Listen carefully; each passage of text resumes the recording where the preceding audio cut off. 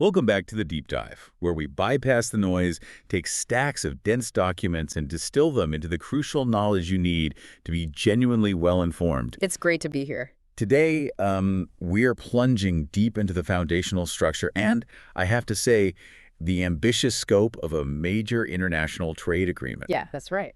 And this isn't just about moving tariffs around. It's about writing the new rules for, well, for everything from digital services to environmental protection in a massive economic zone.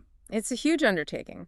Our sources today, they really lay out a blueprint that is incredibly comprehensive and deeply technical. Right. It's a framework that covers the minutia of where a product truly originates, the strict rules around food safety, and crucially, the binding commitments on sustainability and labor standards. It's an attempt to establish a modern free trade area while integrating, 21st century policy concerns. So our mission for this deep dive is to synthesize the core objectives and these intricate legal mechanisms that govern this whole trade area.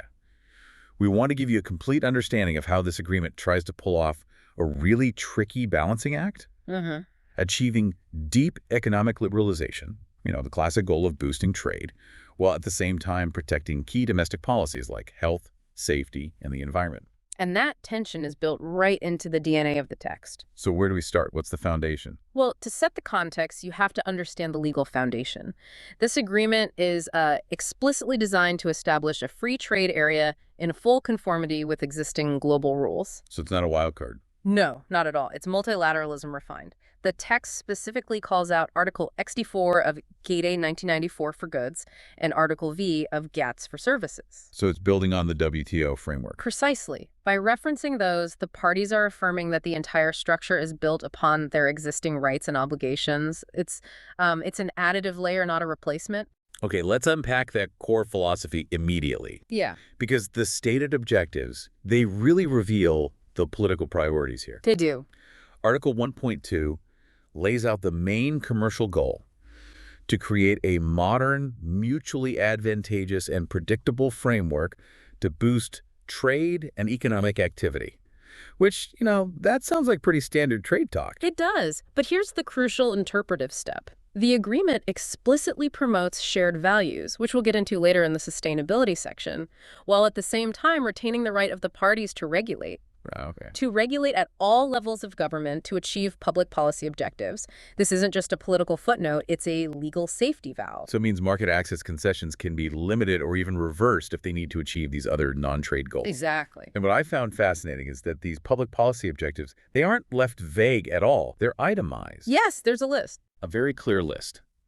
Education, safety, the environment, public morals, social or consumer protection, privacy and data protection, and even the promotion and protection of cultural diversity. That comprehensive list really demonstrates a significant effort to, immunize sensitive sectors from potential challenges that might come up just on the basis of market liberalization. It signals a shift, doesn't it? Yeah. From pure, unbridled liberalization towards something like regulated globalization. That's a good way to put it. And to really understand how this works, we need to quickly grasp the essential vocabulary of the agreement. The definitions are everything. Okay. Take the term customs duty, for example. It's not just the basic tariff rate. It means any duty or charge imposed on or in connection with the importation of a good. So like surtaxes or surcharges. Exactly. It ensures there are no hidden border taxes slipping through the cracks. And what about the players involved?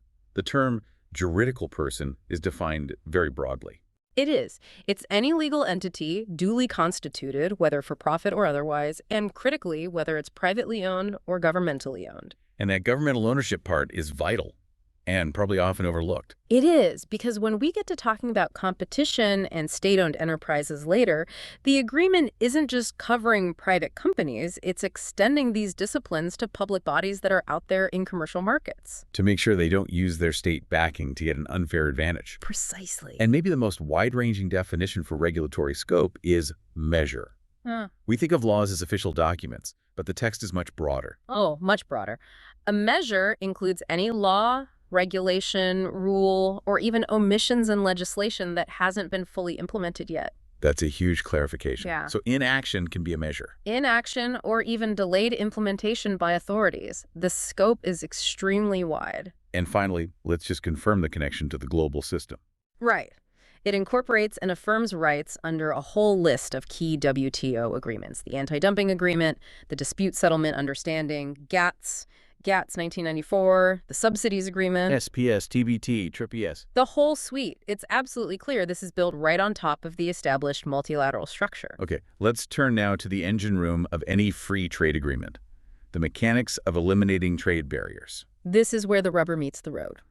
So the parties commit to establishing this free trade area over a transitional period. This isn't flipping a switch on day one. Not at all. And this transitional phase is lengthy, which tells you two things. First, the protected sectors are sensitive. And second, the existing tariffs being cut are often quite high. And the commitments here are pretty asymmetric, right? Very much so. It reflects the different economic structures and, the levels of protection that are currently in place. Let's focus on the Mercosur side first. They're committed to reducing or eliminating customs duties on 91% of their tariff lines in imports from the EU. And this is phased in over up to 15 years, with most of it happening in 10. Why is that Mercosur commitment considered the bigger news here?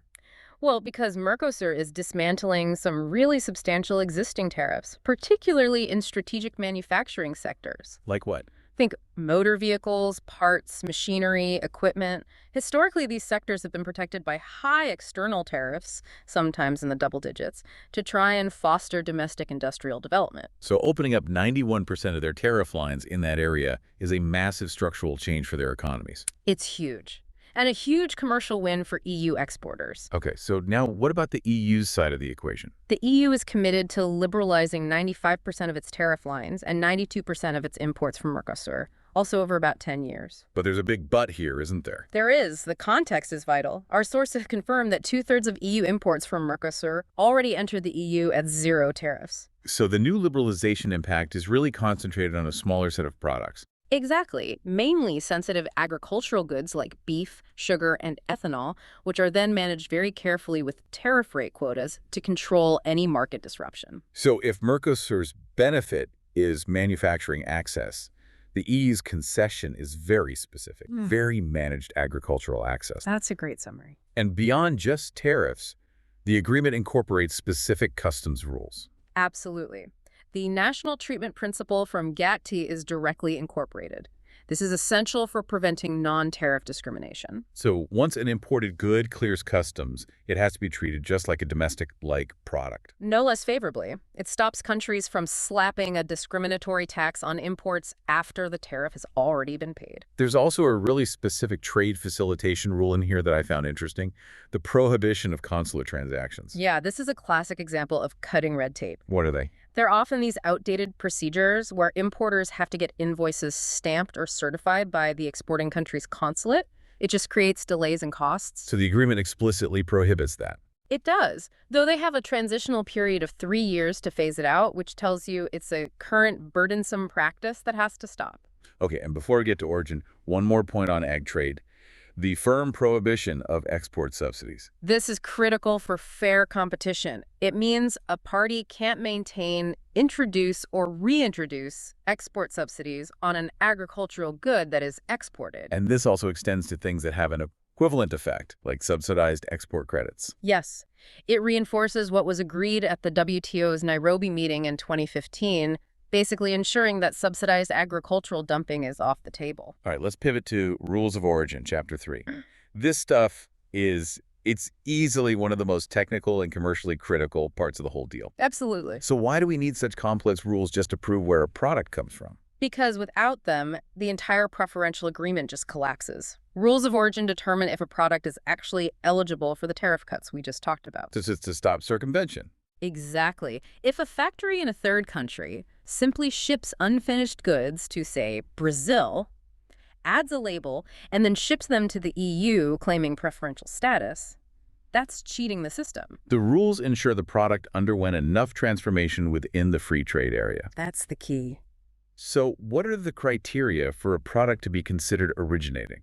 There are 3 main routes. First, the product is A, wholly obtained in the territory of one party, think raw materials. Okay. Second, B, it's made exclusively from materials that are already originating. And third, and this is the most common, C, if it incorporates non-originating materials, it has to fulfill these product-specific requirements. Which usually means a change in tariff classification or something about the value of the components. Right. The value of the non-originating parts can't exceed a certain percentage of the final price. Let's talk about wholly obtained. It sounds simple, raw materials. But your sources show the definition gets into some complex areas, like maritime law. It does. Wholly obtained covers things like minerals extracted from the soil, crops harvested, but crucially, it also includes products of fishing and other products taken from the sea by their vessels. And there are strict rules for what their vessels means. Oh yeah. The vessel has to be flagged, registered, and owned by citizens of the parties, or have at least 2/3 of the crew be natural persons of the parties. It gets very specific, and it affirms their sovereign rights under the UN Convention on the Law of the Sea. That's a great example of how a trade agreement touches on geopolitics. Okay, 2 highly practical rules for businesses: fungible materials and tolerances. What are fungible materials? Fungible materials are things of the same kind and quality that become physically indistinguishable once you mix them, like grain or chemicals or standard electronic parts. Right. The rule allows manufacturers to use an accounting segregation method. It lets them track what portion of the bulk material is originating versus non-originating without having to physically keep them in separate silos. Which would be a logistical nightmare. Exactly. It's a huge simplification for industries that deal with bulk commodities. And the tolerances rule, that's like a safety net for manufacturers who use a lot of small, non-originating parts. It is. The rule says a product can still be considered originating, even if some non-originating materials used in it don't satisfy the specific rule, provided that the total value of those non-originating materials doesn't exceed 10% of the ex-works price. So one cheap imported screw doesn't disqualify an otherwise compliant product. Exactly. It prevents that kind of administrative headache. But there's a big exception for textiles, right? Yes, that's very important. The 10% tolerance rule does not apply to textiles and clothing. The rules of origin for those sectors are traditionally much, much more restrictive. And to stop fraud, the agreement lists simple operations that are called insufficient working things that don't confer origin. What are they trying to stop with this list? They're trying to prevent simple pass-through operations. These are quick, minor activities that don't really represent a significant economic transformation. Things like operations just to preserve goods during transport, simple changes of packaging, washing, cleaning, ironing textiles, simple painting. If that's all you do to an imported product, it's still non-originating. Which sets up the final critical mechanism in this section. How do customs authorities police all this? Verification is paramount. Customs authorities can carry out checks either randomly or when they have reasonable doubts about an origin claim. And they can ask the exporting country to do inspections on site. Yes, they can request audits to confirm the manufacturing processes. And if those checks reveal large-scale systematic breaches or fraud, the agreement gives them a nuclear option: temporary suspension of benefits. It's a very serious trade remedy. Article 2.13 allows a party to temporarily suspend the preferential treatment, the reduced tariff, if they find objective, compelling, and verifiable information of large-scale systematic fraud. So what's the duration of this extreme measure? The time frame seems really short. It's incredibly short. The initial suspension is capped at a maximum of 3 months. That's it. That's it. It can be renewed for another 3 months if they can objectively show that the conditions still exist. But the short duration really underscores that this is a drastic, temporary political move. And it implies you need rigorous, almost instant evidence to justify it. Which flags the immense administrative difficulty of actually pulling this off. The power is there, but gathering objective, compelling, and verifiable evidence on a large scale in under 90 days is a huge institutional hurdle. Okay, let's pivot from tariffs and origin rules to the regulatory core of the agreement: standards, specifically sanitary and phytosanitary, or SPS, measures. Right, Chapter 6. And this area really represents the EU's non-negotiable priority: safeguarding consumer health and safety. And our sources are very clear on this. EU SPS standards are not on the table for compromise. They apply equally to domestic and imported products. That's the bottom line. It means total compliance is required. Food has to be safe, period. This includes the EU's stringent rules on GMOs and, critically, compliance with maximum residue levels, or MRLs, for pesticides. So if the MRL for a certain pesticide is 0 in the EU, the imported product has to meet that standard, even if that pesticide is legal in the exporting country. That's right. The import must be clean. The legal concept that underpins a lot of this regulatory power is the precautionary principle. How does that fit in? The agreement acknowledges its inclusion, and it's a powerful legal doctrine. It allows regulators to take protective measures, like banning an import, even when the scientific evidence on its danger is inconclusive. It shifts the burden of proof. It does. If there's a potential risk to human, animal, or plant health, measures can be enacted proactively. It preserves the EU's ability to regulate, even without a definitive scientific consensus. So if the standards themselves are non-negotiable, facilitation has to happen through better procedures, not lower standards. Exactly. It's all about risk management and efficiency. The chapter sets up mechanisms for simplified controls and a reduction in the frequency of physical import checks. But this isn't a blanket relaxation. Not at all. Any reduction is based on a transparent risk assessment, and the assurance is provided by the exporting country's own competent authority. And they also commit to expedited release procedures for things like perishable goods. Which is vital to prevent spoilage at the border. Another key mechanism is the recognition of pest and disease-free areas. Right. Why is that so important for trade continuity? Well, imagine an outbreak of avian flu in just one state of Brazil. Instead of banning all poultry from the entire country, this article mandates that the importing party has to examine whether it can just recognize the other regions as still being disease-free. So trade from the unaffected areas can continue immediately. Exactly. It minimizes the economic disruption by targeting only the affected, localized region. Now, we need to address a really major policy shift from the EU side.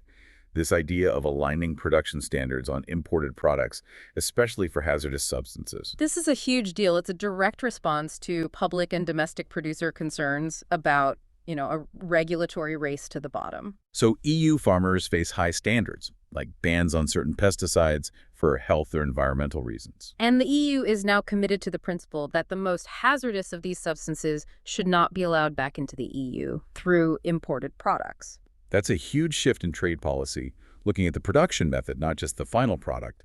How is the agreement supporting this? The text mentions a plan to launch an impact assessment to figure out how to implement this while staying compliant with WTO rules. It provides a formal framework to explore how to enforce domestic environmental bans on imported goods. Okay, let's move on to technical barriers to trade, or TBT. These are the non-tariff measures, like differing product standards or testing requirements. And they can be just as restrictive as high tariffs.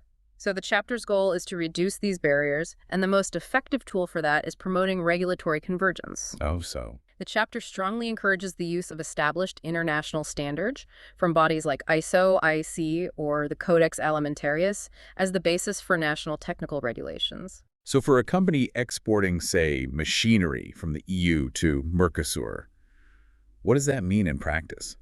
It means if Mercosur aligns its technical regulations with these international standards, the need for manufacturers to redesign or recertify their products for each individual market is significantly reduced. It cuts costs and speeds up trade. The section on marking and labeling seems very practical, aimed at removing those little bureaucratic roadblocks at the border. It is. They have 3 core rules to reduce the burden. First, regulations should only require information that's actually relevant for consumers or authorities. Makes sense. Second, they agree to try and accept non-permanent or detachable labels instead of requiring physically attached ones, as long as public objectives aren't compromised. And what about mistakes? What if a label is wrong? Small businesses often get hit hardest by that. This is a huge facilitation win for them. The agreement explicitly permits supplementary labeling and corrections to labeling to take place in customs warehouses or other designated import areas. So you don't have to ship the whole container back just because of a typo. Exactly. It prevents that unnecessary re-exportation or destruction of goods. Finally, we need to cover Chapter 7, which sets up these institutionalized regulatory dialogues. Right. These are formal, expert-level communication channels for the most complex agri-food issues.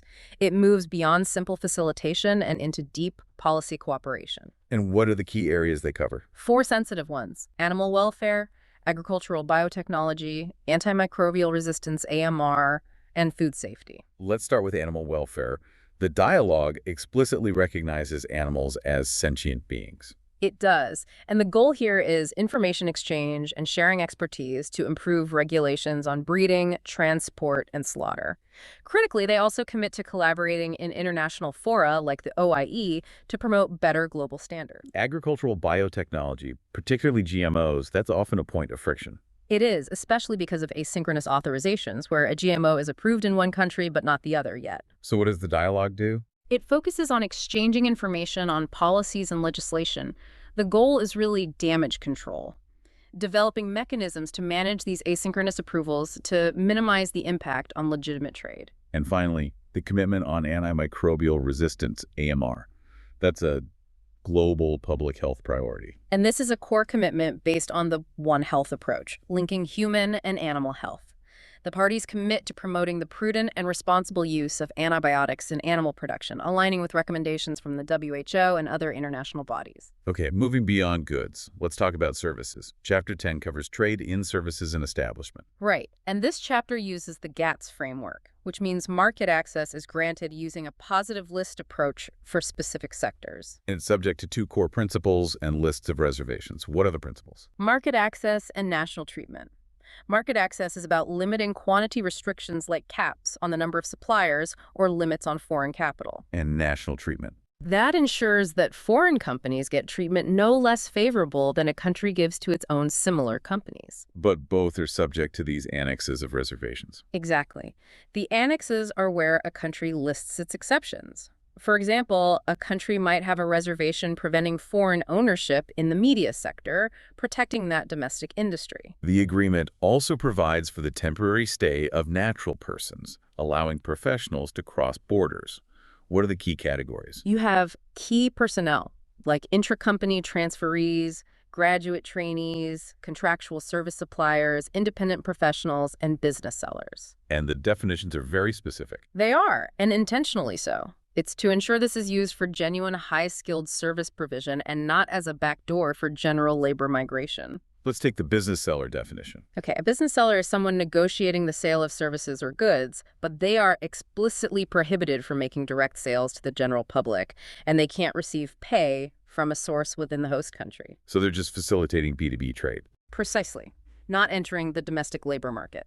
And for contractual service suppliers and independent professionals, what's the key time limit? These are highly skilled people who can only get temporary entry for specific sectors, and the key condition is they have to have a service contract for a period not exceeding 12 months. It really reinforces the temporary nature of this day. Very rigorously. Okay, let's jump to e-commerce. The goal here is a secure and predictable environment for digital trade. And a major immediate win for digital trade is the prohibition of customs duties on electronic transmissions. So no new digital tariffs on software or streamed media. Exactly. It locks in the current global practice. What about preventing other digital protectionist measures? The principle of no prior authorization is key here. A country can't require pre-approval for a service just because it's supplied electronically. Though there are exceptions for regulated sectors like finance and telecom. Right. Those still require licensing. And legal certainty for things like cross-border contracts is fundamental. Yes. The parties commit to ensuring their legal systems allow contracts to be concluded electronically and accept e-signatures. It sounds basic, but legally it's vital. The law can't deny a contract's validity just because it was made online. And of course, strong consumer protection has to go along with that. Absolutely. The parties recognize the need for transparent and effective measures to protect consumers from fraud. This means clear information, good faith practices, and most importantly, access to redress when things go wrong. Now, for what might be the most revolutionary part of this market access section, government procurement. Why is this opening so significant? What's fascinating here is the sheer novelty of it. None of the Mercosur countries are currently parties to the WTO's Government Procurement Agreement, the GPA. So this is the first time EU companies will have legal rights to bid on their public contracts. On an equal footing with domestic suppliers. It turns previously closed national buying habits into an open, tenderable market. And what are the specific commitments from the key Mercosur economies? Argentina, Brazil, and Uruguay have committed to opening up procurement of goods, services, and works at the federal level. Brazil and Argentina went further, also covering large infrastructure projects. Brazil even opened its sub-central level market. It did, which is huge. It involves states and municipalities. Argentina and Uruguay committed to consult with their subcentral entities with a goal of covering a large portion of their GDP within 2 years. And beyond just market access, what procedural rules are enforced to ensure fairness? The commitment is to adopt rules aligned with the rigorous standards of the WTO GPA. This means non-discrimination, transparency, and fairness. And avoiding conflicts of interest and corruption. Exactly. And the explicit prohibition of offsets is a powerful rule. What's an offset? It's a requirement imposed on a foreign supplier in exchange for winning a contract. Things like forcing them to use local content or acquire local technology. And they're prohibited because they're basically trade protection hidden inside a contract. That's it. Banning them ensures that the best value bid, regardless of its origin, wins the public contract. Every deep liberalization agreement needs mechanisms to manage market shock. Chapter 9 introduces bilateral safeguard measures. How are these triggered? They're applied only in genuinely exceptional circumstances. The safeguard is triggered if preferential imports have increased so much that they cause or threaten to cause serious injury to a domestic industry. And how is serious injury defined here? It means a significant overall impairment in the position of a domestic industry. It's a high bar. You need evidence that the whole industry is suffering, not just a few companies. And what do these measures look like? They are temporary and targeted. It's either suspending the tariff reduction or temporarily reducing the preference. Their duration is strictly limited to what's necessary to remedy the injury, capped at a maximum of 2 years. With a possible 2-year extension. Yes, but only if the domestic industry can show it's actively adjusting to the new competition. And there are strict procedural rules for the investigation itself. Yes, the investigation can't exceed 1 year, maybe 18 months in exceptional cases. And if the evidence is clear, a provisional measure can be applied for up to 200 days while the full investigation is ongoing. Okay, let's move to intellectual property rights, IPR. This is a comprehensive section designed to ensure robust protection. It is. It provides comprehensive enforcement provisions, particularly through civil judicial procedures. Courts can order injunctions to stop infringement, order the payment of damages, and order the destruction of infringing goods. And border enforcement is key to stopping counterfeits. Absolutely. The parties have to adopt procedures allowing right holders to ask customs to detain goods they suspect are counterfeit or pirated. A major focus of this agreement is on geographical indications, or GIs, those names linked to a specific region. Yes, and this is often a highly political and culturally sensitive area. The agreement protects the GIs for specific agricultural products, wines, and spirits listed in an annex. So you can't misuse or imitate those names. That's right. But the agreement does allow for exceptions based on the grandfathering principle. How does that work? It allows prior long-term users of certain GI names to continue using them under specific conditions.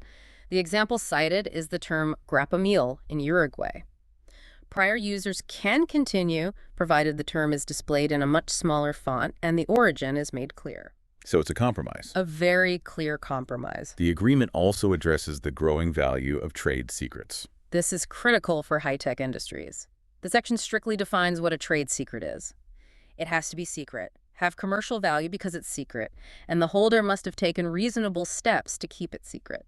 And it outlines legal procedures to prevent unlawful acquisition or disclosure? Yes, including injunctions and damages. Okay, next, let's discuss state-owned enterprises, or SOEs. How does the agreement ensure they don't unfairly distort competition? The chapter's purpose is to level the playing field, but its scope is limited. It only applies to the SOE's commercial activities. So profit-making activities, not public service functions. Exactly, and there's an exemption based on size. The chapter doesn't apply if the enterprise's annual revenue from commercial activities was less than 200 million special drawing rights in the last 3 years. The small, local public enterprises aren't burdened. Right, and the core discipline is that these SOEs must act in accordance with commercial considerations in their buying and selling. They should be guided by market factors, price, quality, just like a private company. Yes, with the crucial exception being when the SOE is fulfilling a defined public mandate that's set out in law. And finally, a chapter on small and medium-sized enterprises, or SMEs. How does the agreement support them? The focus is entirely on reducing informational barriers. Each party has to create and maintain a publicly accessible website with comprehensive information tailored for SMEs. So things like tariff schedules, rules of origin, SPS measures, all in one place. In an easy-to-use manner, free of charge, and preferably in English to facilitate cross-border access. But there's a critical footnote about the enforceability of this chapter, isn't there? Yes. Because it's about cooperation and information sharing, the text explicitly states that this chapter is exempt from the dispute settlement mechanism. So it's a collaborative, softer commitment. Okay, let's turn now to the projected economic impact. These trade agreements rely on complex economic modeling to put numbers on the potential gains. And the most important thing to understand about these projections is that they're considered conservative, the lower bound. Why is that? Because the methodology just can't really capture the long-term qualitative benefits like increased investment from greater legal certainty or the enforcement of IPR. So when we look at the headline GDP numbers, we should treat them as the minimum expectation. What were the projections? By 2040, the model projects an increase in EU GDP of about 77.6 billion euros, which is a cautious 0.05%. For Mercosur, it's a 9.4 billion euro increase, or 0.25%. A proportionally larger impact for Mercosur. Which makes sense as they're cutting substantially higher tariffs. The small number for the EU tells you the real benefit isn't in simple trade volume, but in strategic market positioning. And how is this expected to shift the flow of goods? EU exports to Mercosur are projected to rise significantly by 39%, driven by high-value sectors like motor vehicles and machinery. Mercosur exports to the EU are expected to increase by about 17%, but the growth is projected to foster essential diversification away from primary commodities. And there's a strategic goal here, too, about regaining market share in South America. A crucial component. The analysis noted that the EU had lost its position as the top supplier to China in the Mercosur region, and this deal aims to reverse that trend. Now, we have to transition to the Trade and Sustainable Development chapter. This is where the non-trade commitments are housed. And this chapter is designed to integrate principles of sustainable development into the commercial relationship. It has binding commitments on labor standards, referencing the ILO's decent work agenda, and on the environment. To combat a perceived race to the bottom, the agreement includes the non-derogation principle. How strong is this commitment? It's a powerful political statement. The parties commit that they should not weaken or waive their environmental or labor laws with the intention of encouraging trade or attracting investment. Okay, let's focus on the environmental impact modeling, specifically on CO2 emissions, and most sensitively, deforestation. The modeling showed the agreement's impact on global CO2 emissions is projected to be negligible, an increase of only 0.0006%. And the deforestation analysis used a very sophisticated model. What were the key scenarios they ran?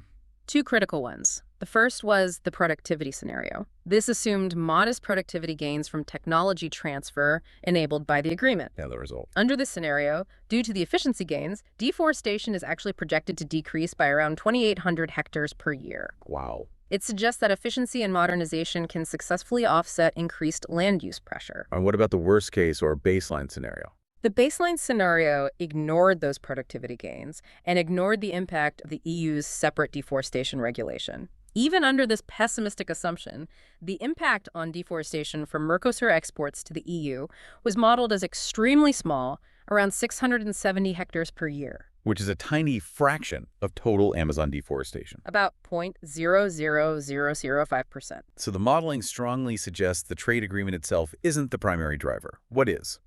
The report explicitly acknowledges that national governance and internal policy enforcement play a far more critical role. They cite how Brazil's deforestation rates have historically mirrored changes in its own internal policy and enforcement. Domestic political will is the overwhelming factor. This has been an incredibly detailed and, I think, necessary deep dive. For you, the learner, the key takeaway is that this agreement is really defined by its twin competing pillars. On one side, you have this powerful engine of economic liberalization.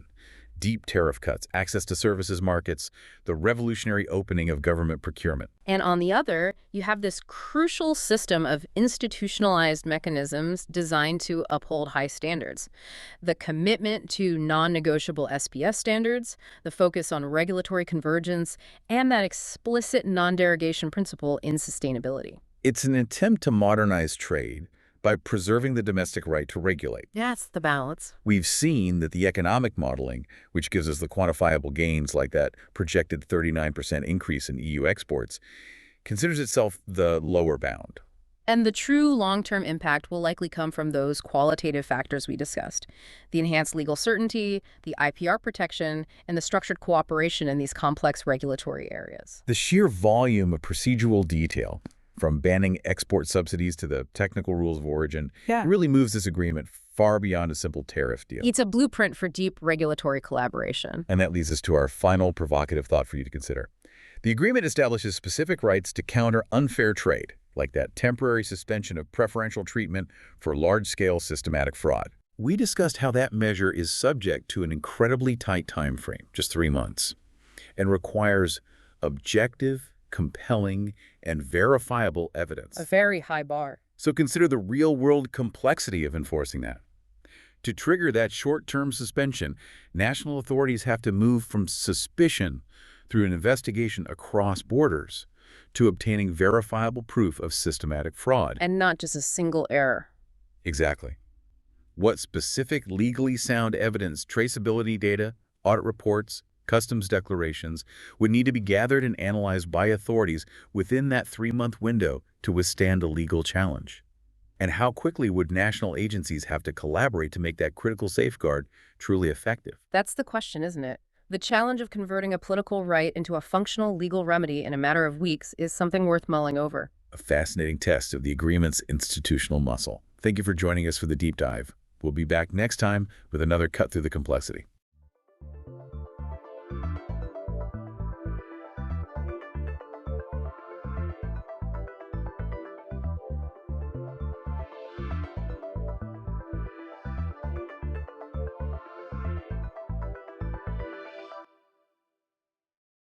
Welcome back to the deep dive. Today we are taking a single human behavior fasting, and we're going to unpack it completely.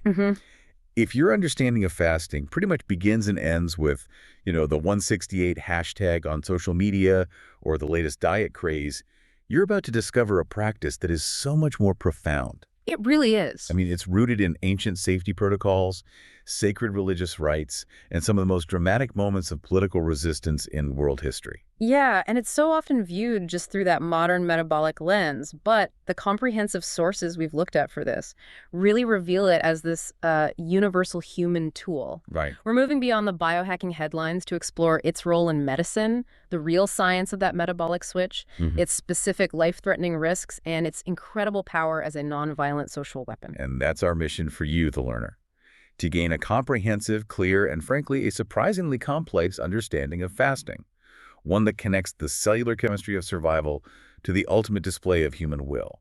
And as always, we should start with a precise definition. Before we get into these long, extended fasts, let's nail down what it even means physiologically. Good idea. Because we all enter a fasting state every single day. Physiologically, fasting just refers to the metabolic status that follows the complete digestion and absorption of a meal. Which usually takes, what, 3 to 5 hours? About 3 to 5 hours, yeah. Or more practically, it's the state you're in overnight, before you literally break your fast with breakfast. It's all about the body's response to not having any incoming calories. Okay, so let's unpack that. Let's start where fasting is completely non-negotiable in clinical practice. Right. It is absolutely standard protocol in medicine, but usually for 2 very specific safety-critical reasons. The first one, as our source material notes, is all about prevention. Fasting is almost always required before any kind of surgery or procedure that needs general anesthesia. The protocol is strict, no food or drink for a certain period. And the reason is quite literally life-saving. It's to prevent something called pulmonary aspiration. Exactly. When a patient is under deep anesthesia, their protective reflexes, like the gag reflex, are suppressed. They're turned off. They're turned off. So if they were to vomit stomach contents, they could aspirate that material, inhale it right into the lungs, and that can cause a severe life-threatening pneumonia. So it's a critical safety measure. Yeah. Just a few hours of not eating can be medically essential. It really can. And the second standard medical use is diagnostic. Fasting is required to establish a true metabolic baseline. Like before a blood test. Precisely. If you need a lipid panel for your cholesterol or certain blood glucose measurements, you'll be asked to fast. This is to make sure the results show your body's long-term, steady metabolic state, not the temporary spike from that latte you just had. The sources also talk about something called a diagnostic fast, which is used more for investigation. These are longer, ranging from a few hours up to 100 hours, depending on the person. Yeah, and I have to stress, these are highly supervised. I would imagine so. Absolutely. They're done under constant observation, usually in a hospital, and they're used to investigate really complex health issues like hypoglycemia, pathologically low blood sugar. So the doctors are trying to trigger the event under controlled conditions. Right, to see if it's caused by, say, a rare tumor or some other underlying metabolic problem. This is so far removed from elective wellness fasting. It's very precise medical science. Okay, so now let's make the jump. We're moving past these required 12-hour fasts and into those prolonged periods. Anything above 24 hours, that's when the body has to make a really dramatic physiological shift just to keep going. That's right. Once the easy access glucose is gone, the glycogen stored in your liver and muscles, the body has a bit of a panic moment. Okay. In that initial phase of a longer fast, your body relies very heavily on a process called gluconeogenesis. Which means new sugar creation, right? Yeah. Making new sugar from things that aren't sugar. Precisely. And this is where the popular narrative often gets it wrong. To fuel the central nervous system, which primarily needs glucose, the body starts breaking down proteins, off-air, from lean tissue. From muscle. From muscle. The source material highlights this just brutal calculation. In the early stages of fasting, roughly 2/3 of the weight you lose is lean muscle mass, not fat. 2/3. Yeah. That's a powerful data point. Yeah. And a huge contradiction to the idea that fasting immediately equals fat burning. It is. The body is essentially cannibalizing its own functional tissue muscle because that's the fastest, easiest way to get the amino acid building blocks it needs for that new glucose. It's a costly survival strategy. A very costly one. However, as the fast goes on, the body starts to realize this isn't sustainable, and this is when that profound metabolic shift The happens. famous shift everyone talks about. Ketosis. When the energy deficit continues, the metabolism switches gears dramatically. The liver ramps up the production of ketone bodies from your stored fat reserves. And these ketones, they can fuel the brain. They can. These ketone bodies are able to cross the blood-brain barrier and start replacing glucose as the primary fuel source for the central nervous system. It's the ultimate evolutionary adaptation. So this is what finally allows the body to spare that vital muscle mass. It gets much smarter about conservation. That initial terrible 2-to-1 ratio of lean mass to fat loss dramatically improves. Our sources note that after this gluconeogenic phase, the ratio of body fat loss to lean tissue loss stabilizes at roughly 7-to-6. 7-to-6, so almost 1-to-1. That's a massive shift from the initial 2-to-1 lean mass loss. That detail alone should inform every conversation about how long you fast for. It should. It shows the body adapts to prioritize using its huge fat stores once it settles into ketosis, but you have to push past that initial muscle wasting phase. And this physiological reality is why, when we look at the evidence for weight loss, the data often favors longer periods. The sources really zero in on alternate day fasting, or ADF. ADF seems to be the one with the most clinical research behind it for sustained weight loss. How is it defined? It's defined pretty rigorously. You alternate a 24-hour fast day, where you eat less than 25% of your usual energy needs, with a 24-hour non-fasting or feast day. Okay. And multiple systematic reviews from recent years consistently show that ADF is associated with significant reductions in body weight, BMI, and it improves cardiovascular and metabolic biomarkers in overweight or obese adults. So it works about as well as simple, continuous calorie restriction, just on a different schedule. Exactly. It's effective. But here's the critical distinction that often gets lost in the wellness space. The source material contains a huge caveat. There's very little sound evidence to suggest that intermittent fasting periods shorter than 24 hours, so your classic 168 time-restricted eating, are effective for sustained weight loss in obese adults. That really challenges the popular belief that just squeezing your eating window is enough. It suggests that to force that deep metabolic switch, you need to push the body beyond what it just experiences overnight. The duration really matters. If you only fast for 12 or 14 hours, you're generally only hitting that early phase where you're burning expensive muscle tissue before you refuel.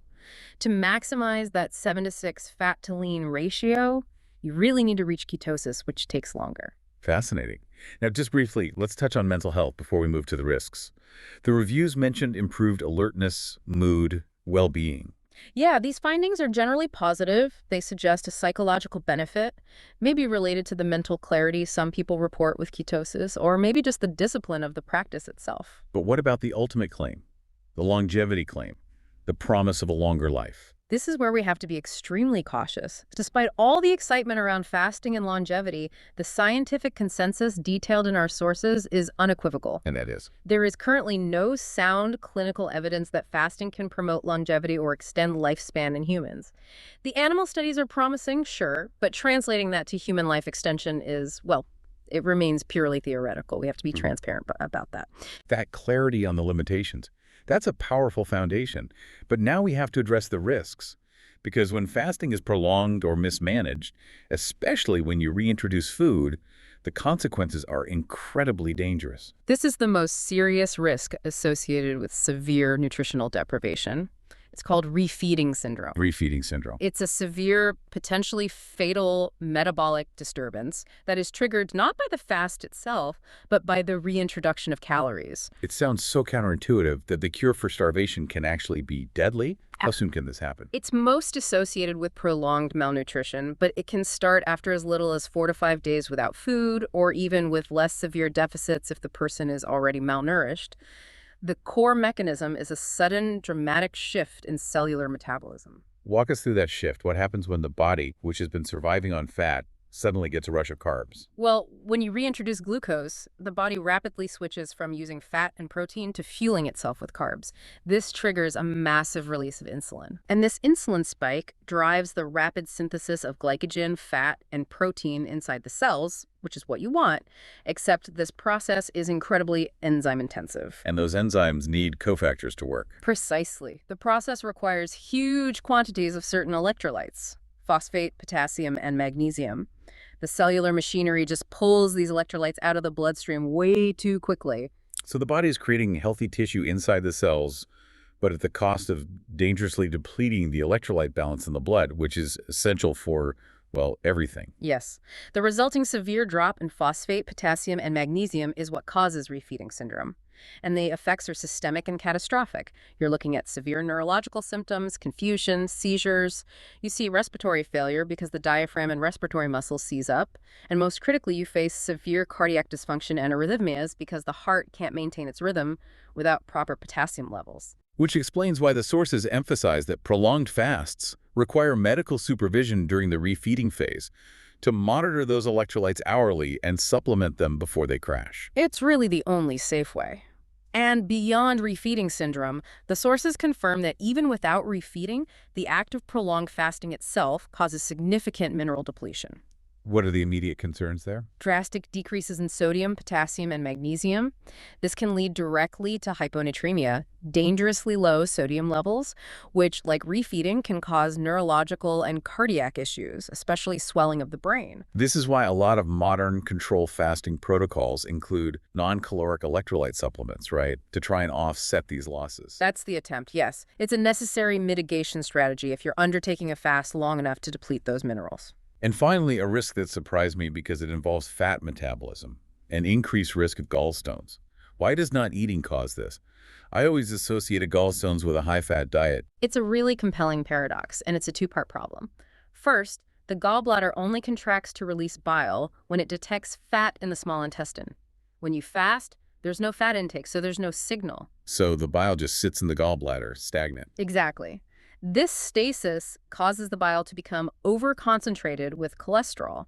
Second, because you're in a state of rapid weight loss, your body is mobilizing huge amounts of fat from storage. The liver processes this fat, and in doing so, it secretes extra cholesterol into the bile. So you have stagnant bile that's also supersaturated with cholesterol. And that combination significantly increases the risk of cholesterol stone formation. That is a clear physiological consequence.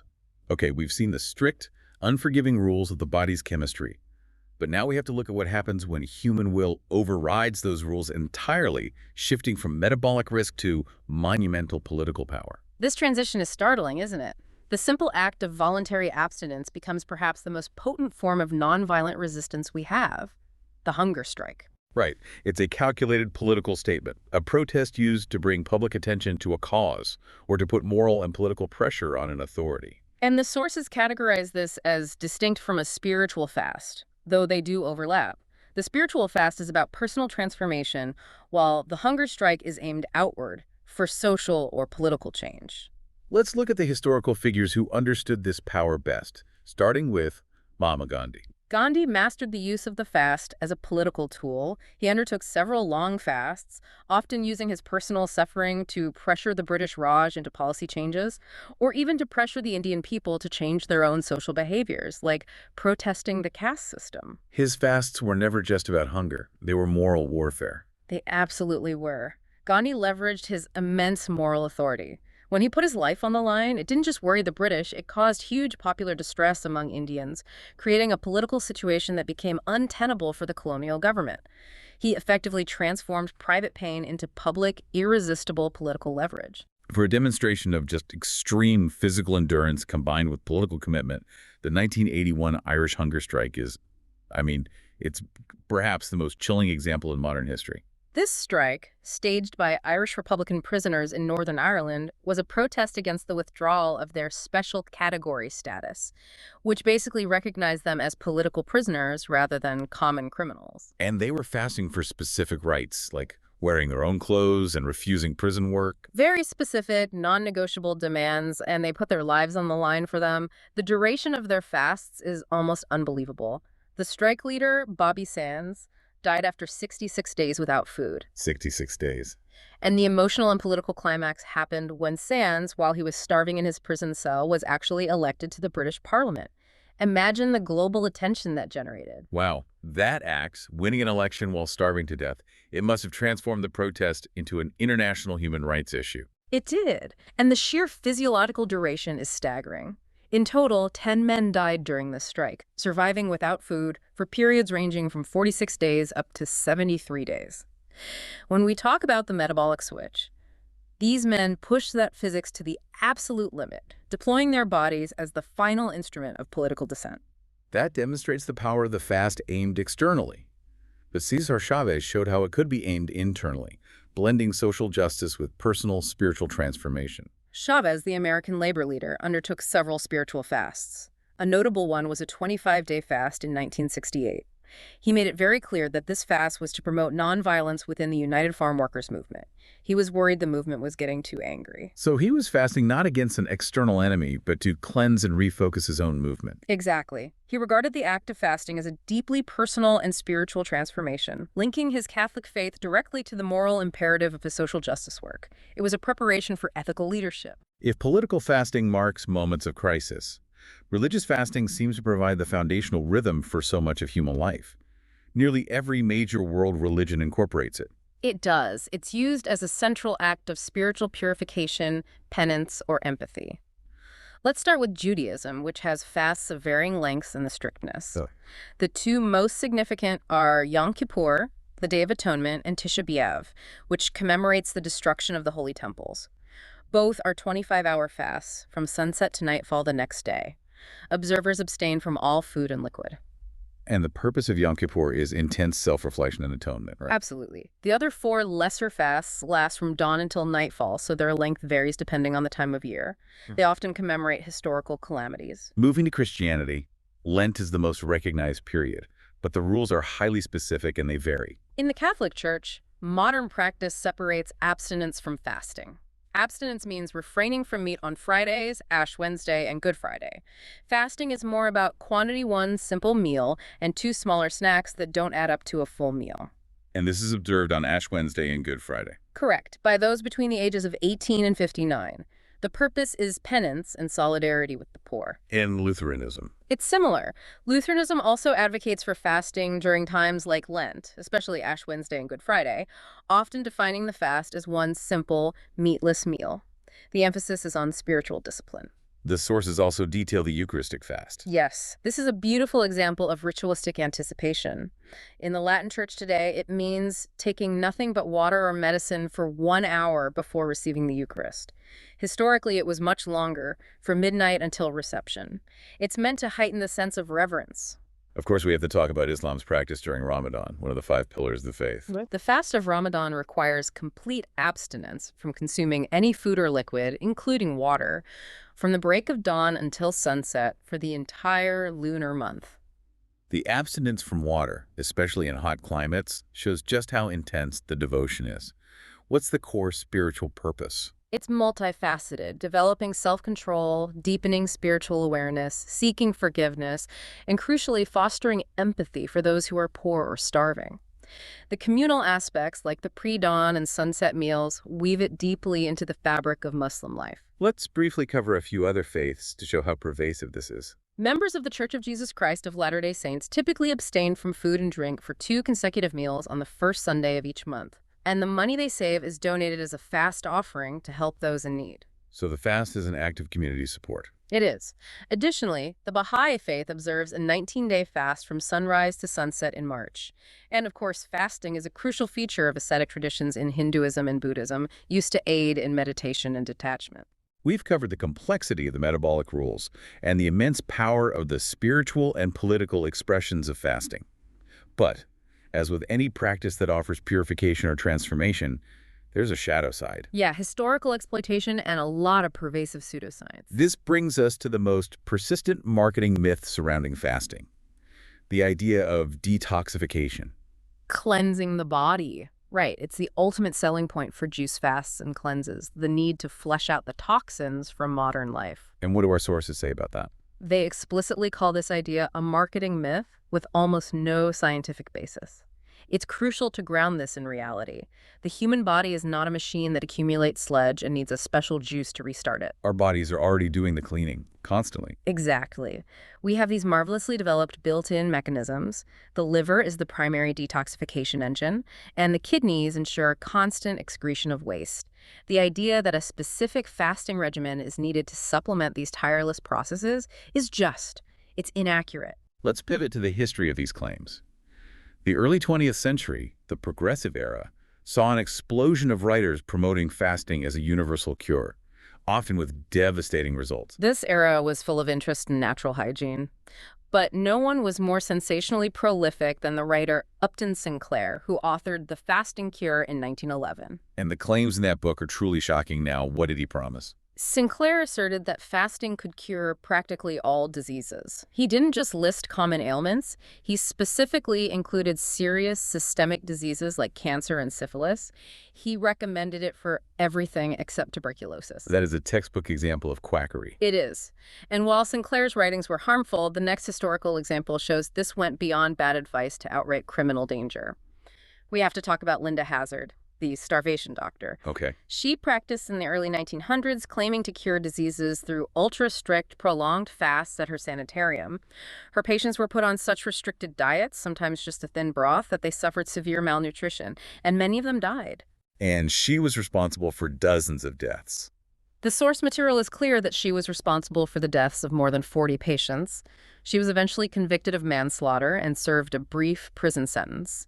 She weaponized fasting, turning it into a deadly instrument for personal gain. It's a terrifying warning. That context is so important. It highlights why, even a century ago, the medical community was deeply skeptical of these fads. Indeed. The physician Morris Fishbein, writing in 1932, listed fasting as a clear example of a dangerous fad diet. His commentary was direct. Prolonged fasting is never necessary and invariably does harm. To wrap up our deep dive, let's just quickly categorize the sheer variety of methods and schedules people use today. It's become so complex. It has. You see distinctions based on what's consumed. Water fasting, juice fasting, and the potentially dangerous dry fasting with no food or drink. And the schedules range from the symbolic to the ultra-restrictive. We have time-restricted feeding like the classic 168. We have alternate day fasting, which is clinically supported. Then there's the 5.2 method and the highly restrictive 1 meal a day, or OMAD. It just reflects this ongoing human search for discipline and metabolic control. We have completed the journey of fasting. We've moved from the microscopic cellular demands, understanding why the body initially sacrifices muscle before achieving that 7.6 fat-to-lean ratio, all the way through the immense moral pressure of the hunger strike and into the precise rhythms of global spiritual life. What's most striking is that persistent duality.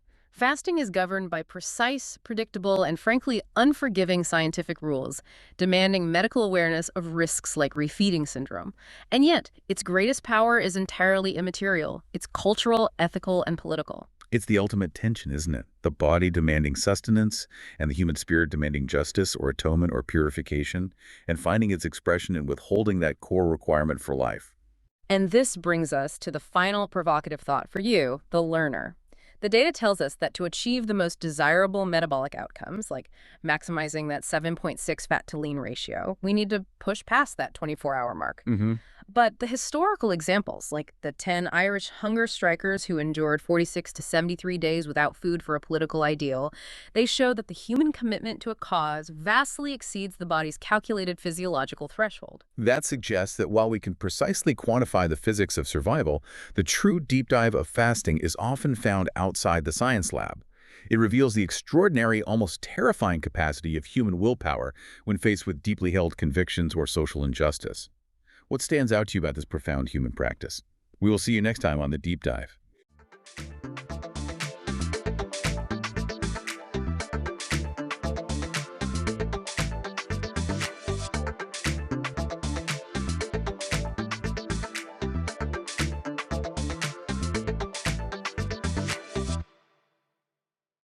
Welcome back to The Deep Dive. Today, we've pulled together a stack of sources on a crime that, honestly, it reads like something straight out of Hollywood. It really does. It's this perfect mix of a high-tech thriller and, well, almost a comedy of errors at the very end. Exactly. We're jumping into a world of impossible locks, incredible criminal genius, and what might be the single greatest cautionary tale about, of all things, littering. We are focusing on the Antwerp diamond heist. It happened over the weekend of February 15th to 16th, 2003. And it's not an exaggeration to say it earned its nickname, the heist of the century. Right. And just to set the stakes, the scale here is what takes this from just a robbery into the stuff of legend. The thieves got away with loose diamonds, gold, jewelry, cash. You name it. The estimated value was over $100 million. $100 million. And what's wild is that despite arrests, most of those diamonds have never, ever been seen again. Exactly. And our sources were drawing from investigative reports, nonfiction accounts, interviews. They all point to the same thing. So our mission for this deep dive is really twofold. First, we need to unpack how this team managed to get inside one of the most secure vaults on the planet. In the Antwerp Diamond Center, no less. Right in the heart of the Diamond District. And second, and maybe this is the more fascinating part, we have to look at the ridiculously simple, almost amateur mistake that brought the whole thing crashing down. And you mentioned the location, the Antwerp Diamond District. This isn't some remote warehouse. This is one of the most heavily guarded and monitored square miles on Earth. It is. So the question isn't just how they broke in on the night, but how they managed to operate, to plan right under everyone's noses for years without anyone noticing. Years. Okay, so to really appreciate what they pulled off, I think we have to start with what they were up against. Let's talk about the fortress they had to crack. Precisely. You can't understand the genius of the plan without first understanding the complexity of the target. This vault was designed to be impossible. So tell me about this place, the Antwerp Diamond Center at 911 Schipstraat. What made it a fortress? Well, for starters, its location. The vault wasn't on the ground floor where you could, maybe try a brute force attack. It was 2 floors underground. Okay, so no drilling from the side or blowing a wall out. Absolutely not. The noise, the vibration. Yeah. You're in a dense urban center. It would be suicidal. So you have to go through the front door. And that door was a masterpiece of security engineering. The sources list an almost unbelievable number of defenses. Let's start with the first thing you see, the lock. A big mechanical combination lock on a multi-ton steel door. And this wasn't just any combination. It had 100 million possible combinations. 100 million. I mean, that alone stops 99.9% of criminals right there. You can't guess that. You could spend a lifetime turning that dial and never get it. But that was just the beginning. The room itself was a trap. A trap how? It was layered with invisible sensors. They had infrared heat detectors looking for the thermal signature of a human body. Right. They had a seismic sensor embedded in the floor and walls, listening for the tiniest vibration, a drill, a hammer, anything. So no power tools. No power tools. And on top of that, Doppler radar scanning the empty space for any movement at all. Heat, vibration, and movement. That's 3 layers. But the one that sounds like it's from a sci-fi movie is the magnetic field. Ah, yes, that was the real killer. The door frame was equipped with magnetic plates. When the vault was locked, it generated a continuous, unbroken magnetic field. If that field was disrupted, even for a split second, The alarm goes off. instantly, and it's a silent alarm, straight to the police. This was designed to stop someone from even trying to pry the door or drill the lock because any physical contact would disturb that field. So just to recap, you have a 100 million combination lock, plus sensors for heat, for seismic activity, for movement, and a magnetic field. And that's just the vault. The building had its own 24/7 private security force. And the whole district, as you said, is blanketed with cameras and patrols. It was truly meant to be impregnable. Which means the mastermind, this Leonardo Notarbartolo, Yeah. knew he couldn't attack it head-on. He had to find a different way in. He had to become part of the system. This is where the social engineering comes in and the patience. This wasn't a smash and grab. It was a 2-year intelligence operation. 2 years, that's just... the dedication is staggering. Yeah. So how did he get his foot in the door? He did the simplest thing possible. He rented an office in the Diamond Center building itself. No way. Yes. He posed as an Italian diamond merchant, paid his rent on time, showed up during business hours, became a familiar face. To the guards, he was just another tenant. The ultimate camouflage is just hiding in plain sight. And then he took the crucial next step. He rented a safe deposit box inside the vault, The very vault he was planning to rob. which gave him legitimate, regular access to the secure area. Every visit was a reconnaissance mission. He could observe the guards, their routines, their shift changes. And most importantly, he could watch them open that door with its 100 million combinations. Exactly. The 2 years weren't just about waiting. It was about data collection. He was mapping the entire security system from the inside out. So let's get into the art of the bypass. Defeating 100 million combinations seems like the first impossible hurdle. How'd they do it? Well, according to Notarbartolo's own account, it was surprisingly low-tech in concept. They didn't try to crack it, they just stole it. They allegedly planted a tiny camera, a pinhole camera, in the ceiling directly above the vault door. In the ceiling of one of the most secure buildings in Europe. Right. Its entire purpose was just to film the guards' hands as they dialed in the combination day after day. That is audacious. But where did the footage go? They couldn't just leave a recorder there. It was transmitted wirelessly to a receiver hidden inside, a fire extinguisher. A fire extinguisher. Yep, just a normal fire extinguisher sitting in a storage closet down the hall. No one would ever think to look inside it. It's genius because it's so mundane. So they have the combination. But now they're inside the antechamber, facing that web of sensors. How do you beat a thermal detector? This is where it gets even more creative.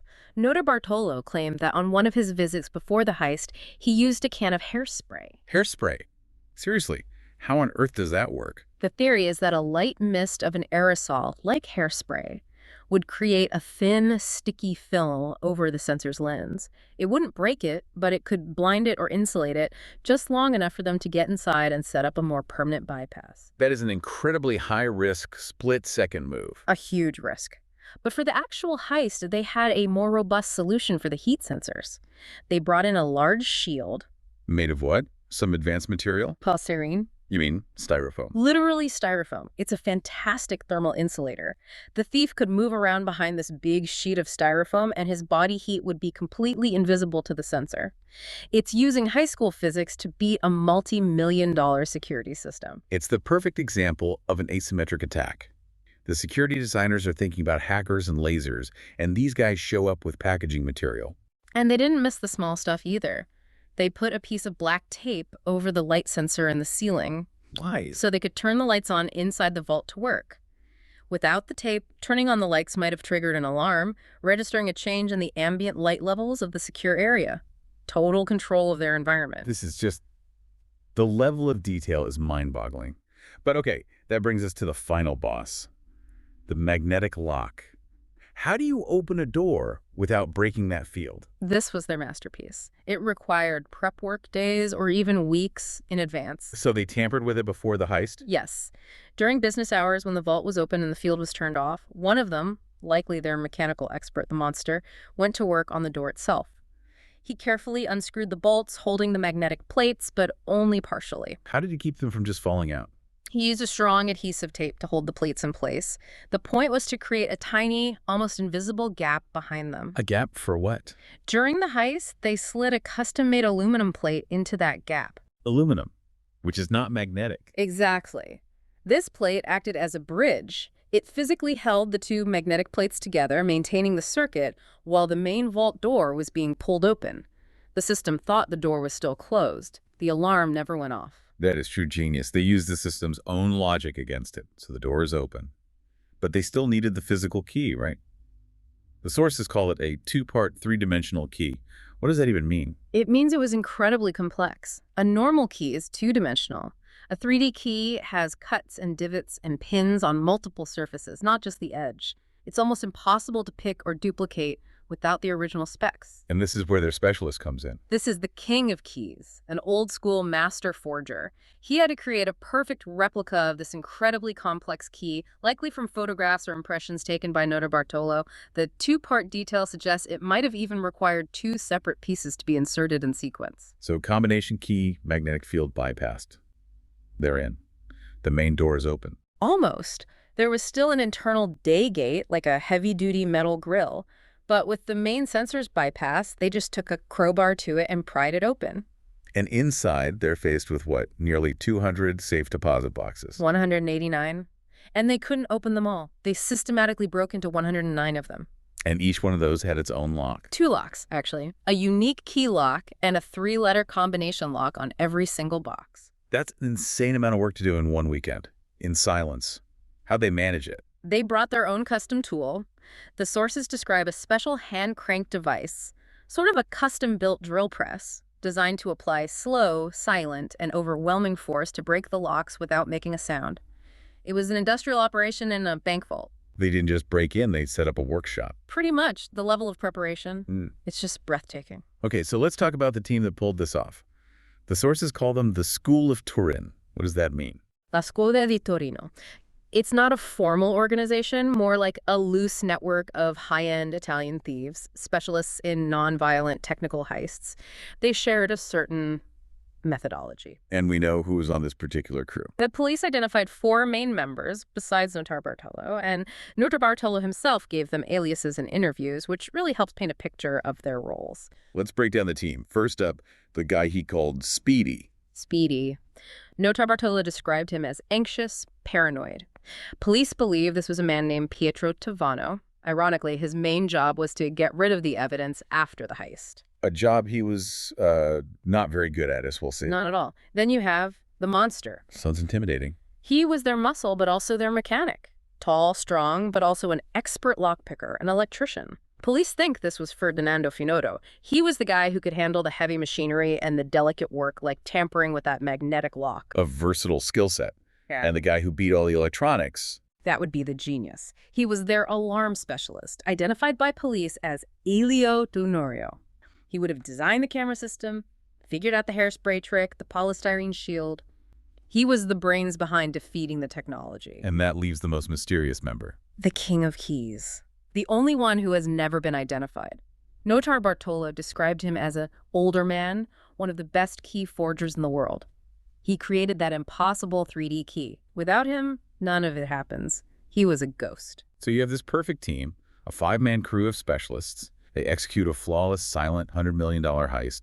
And then what happens? How does it all unravel? This is where the story pivots from a slick thriller to, well, something else entirely. After the heist, they go back to Notarbartolo's apartment in Antwerp to sort the loot and get rid of all the evidence. Tools, blueprints, clothes, food wrappers, everything. And what do they do with all this incriminating trash? Notarbartolo and Speedy get in a car and drive down the E19 motorway toward Brussels.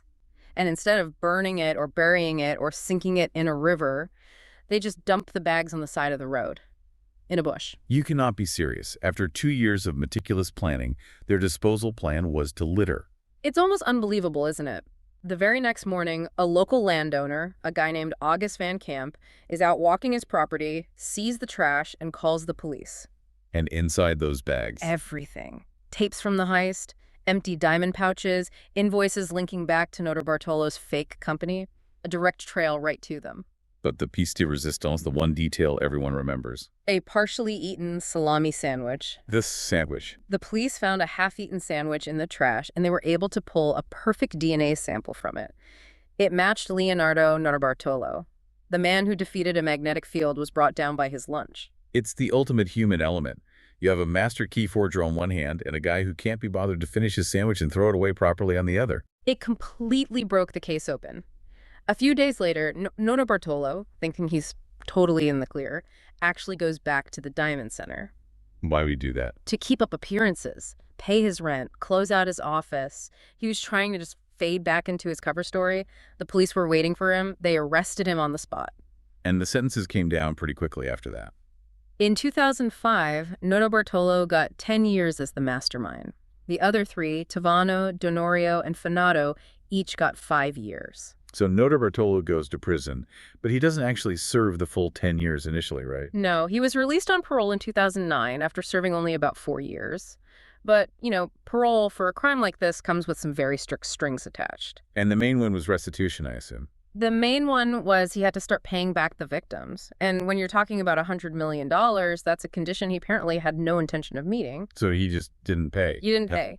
So in 2011, a European arrest warrant was issued. He had violated his parole. He was officially a fugitive again. And they caught up with him eventually. 2 years later, in 2013, he was flying from the U.S. back to Italy and had a layover at Charles de Gaulle Airport in Paris. They nabbed him there. He was sent back to Belgium to finish the rest of his sentence and was finally released for good in 2017. Now, during all this time, he started telling a very different story about the heist. This is where the whole inside job controversy comes from, right? Right. He gave a huge interview to Wired magazine and basically tried to reframe the entire narrative. He claimed his team was actually hired by a diamond merchant to rob the vault. Hired. For what purpose? Insurance fraud. Mm-hmm. His story was that it was all a setup. He claimed they only actually stole about $20 million worth of goods. So he's saying the other $80 million was either never there or the merchants claimed it was stolen to get a massive insurance payout. Exactly. It's a clever story because it makes him look less like a master thief and more like a contractor, a pawn in a much bigger game played by supposedly legitimate businessmen. It spreads the blame around. That's a good story. But does it hold up? Not really. There's one massive hole in his theory, and it comes back to the vault itself. What's the problem? The vault was uninsured. Wait, what? A vault holding hundreds of millions of dollars in the diamond capital of the world had no insurance? It sounds insane, but our sources confirm it. The insurance companies had assessed the vault's security and apparently found it so flawed that they refused to issue a policy for it. So if there was no insurance policy on the vault, there could be no massive insurance fraud payout. And Noto Bartolo's entire story falls apart. The consensus among experts is that his claim was just misdirection, a way to muddy the waters and maybe hide the fact that they really did get away with $100 million, and most of it is still out there somewhere. So we're left with this incredible story that has it all. The genius planning, the high-tech security, the absurd mistake. It's no wonder it has such a lasting legacy. Oh, absolutely. It's the perfect crime story. It was documented almost immediately in the nonfiction book Flawless, which really laid the groundwork for everything that came after. And it just keeps getting retold. I mean, it's been the subject of so many documentaries and TV shows. So many. Michael Caine covered it on his Heist audio series. Pierce Brosnan narrated a segment on history's greatest heists. Netflix has a doc on it. The story is just too good. And it's that contrast, right? The high-tech bypasses versus the low-tech solutions, the hairspray and the styrofoam. That's what captures the imagination. It shows that the most complex systems can have the simplest weaknesses. And of course, it's perfect for scripted drama, too. Like that new Amazon series, Everybody Loves Diamonds. Which is based directly on Noto Bartolo and his crew. And Hollywood's been trying to make a movie about it for years. J.J. Abrams had the rights at one point. And even if that specific movie didn't happen, the heist itself is still influencing fiction. The new Den of Thieves sequel is apparently based on the Antwerp job. It's become the benchmark. It's the standard against which all other modern heists are measured. A perfect plan undone by a moment of pure human carelessness. So to bring this all together, we start with a fortress, 2 floors underground, protected by 100 million combinations, heat sensors, seismic detectors, a magnetic field. And that fortress was defeated by 2 years of patient observation, a camera and a fire extinguisher, a styrofoam shield, and a custom-made aluminum plate. It was a masterpiece of criminal engineering. Carried out by the School of Turin, this all-star team of specialists. The monster, the genius, the king of keys, they told off the impossible. And yet this entire $100 million enterprise came undone because a local guy found a bag of trash on the side of the road. Trash that had DNA from a half-eaten salami sandwich in it. It's the ultimate paradox. The world's most sophisticated thieves were, in the end, just vulnerable to being hungry and lazy. Which leaves a final thought for you, our listener. Given the years of planning, the incredible technical skill, the sheer brilliance it took to bypass that vault, what does it tell you that the whole thing fell apart because of the most mundane human act imaginable? It suggests that no matter how perfect the plan, the weakest link is always, always the human element, the unpredictable, messy, and sometimes just plain stupid things people do. And remember, $100 million in diamonds are still out there somewhere.